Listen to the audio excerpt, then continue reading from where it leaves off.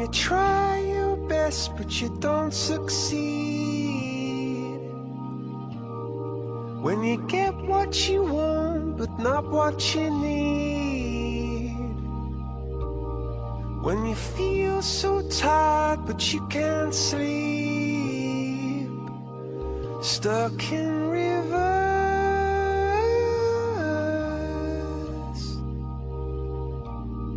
and the tears come streaming down your face,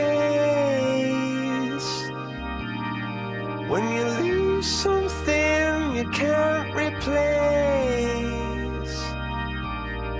when you love someone but it goes to waste. So the idea of this CANET study is to try and understand why patients with atrial fibrillation attend the emergency department. This is a very, very important question that's never previously been answered, and we're going to use this data to try and develop strategies to reduce further hospitalizations in the future.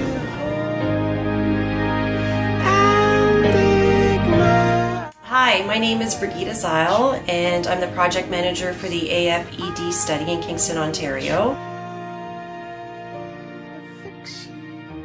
We have approximately 10 sites participating across Canada, and we have a great distribution of hospitals in that we have academic centres and community hospitals. We will enroll approximately 800 patients in total, and I think this study is very relevant because we're looking at the reasons why patients with a history of atrial fibrillation present to the emergency room for treatment.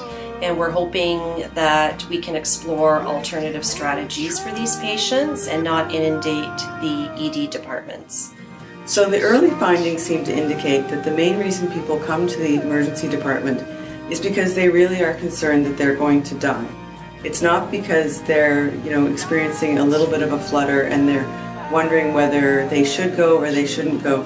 Most of the people who are actually going to the emergency department are in fact quite frightened for their lives.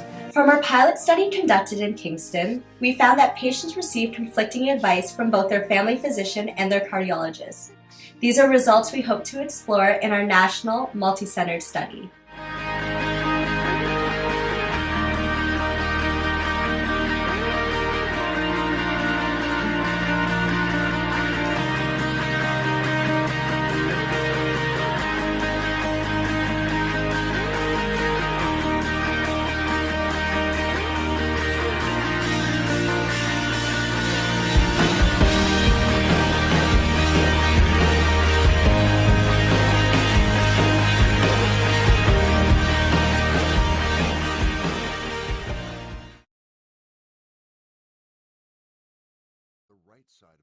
It's a first in Canada. And I said, that's great, as long as they can fix me out.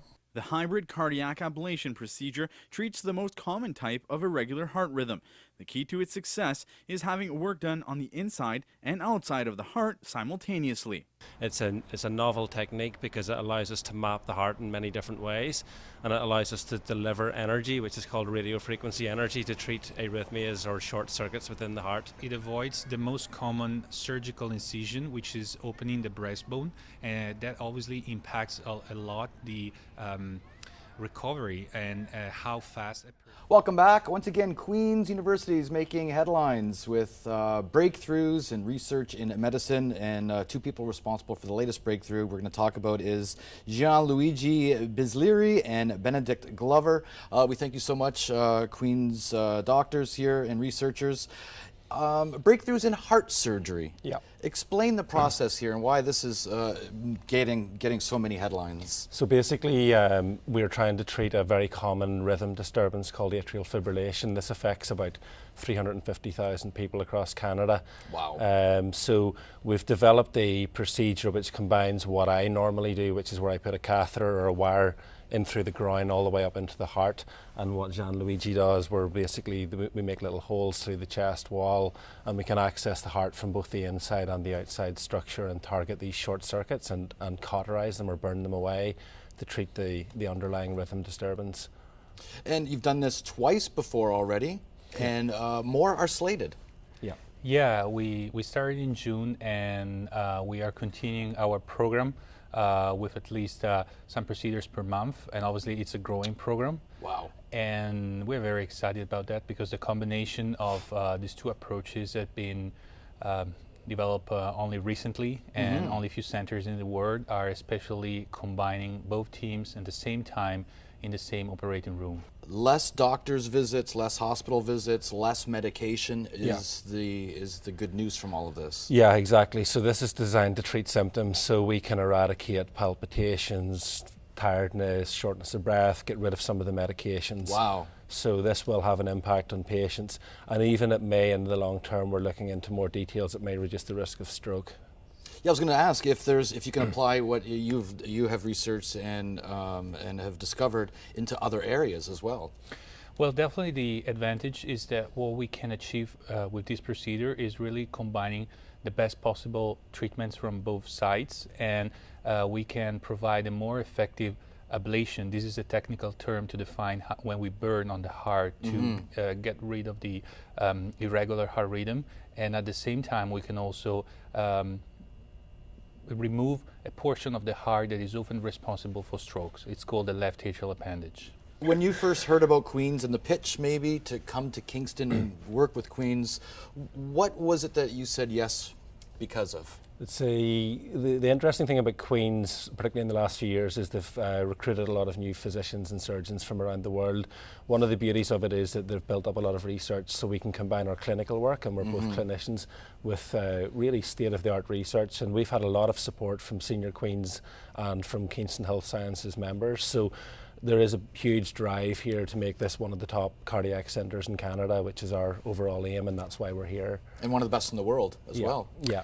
Yeah, I mean, same for me. I was very much attracted about the potential to further expand, especially these very innovative areas of research. And I have to say, I was specifically interested by the presence of a group like Ben Glover, where they are extremely active in arrhythmia, and that was I was seeking in order to further expand this specific area of research.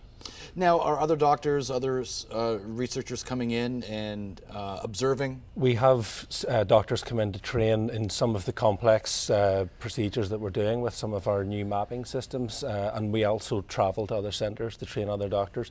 So we're building up a reputation nationally and internationally to train other physicians and surgeons. Yeah, and also from our standpoint in cardiac surgery, I am very happy to say we are developing a very active minimal invasive program. So this is an approach that in general, less invasive approaches are not very widespread in Canada in cardiac surgery, and we are developing a very active program from that standpoint, and we are currently having surgeons coming to visit us as well. After the procedures, what are you hearing from the patients? They think, thank you, you saved my life, this is so much better, what a better quality of life? Yeah, I mean, it takes time for the patients obviously to recover from the initial procedure, but the long-term results are good. The medium-term results are certainly very good. So we're getting very positive feedback. The patients where this procedure is successfully working are really very grateful, and we're going to continue to provide that service for as many patients as possible. What is the recovery rate? The recovery is actually very fast in terms, especially when you compare to like a standard surgical procedure. Right. We're not talking about staying in hospital for a week or, for example, taking weeks before they can return to normal daily activities. We're talking about going home after 2 days and basically being able almost immediately to return to their normal activities. Excellent work, gentlemen. We thank you so much for coming in. Thank you for the great work you do. Once again, Queen's doctors are Gianluigi Bizzleri and Benedict Glover.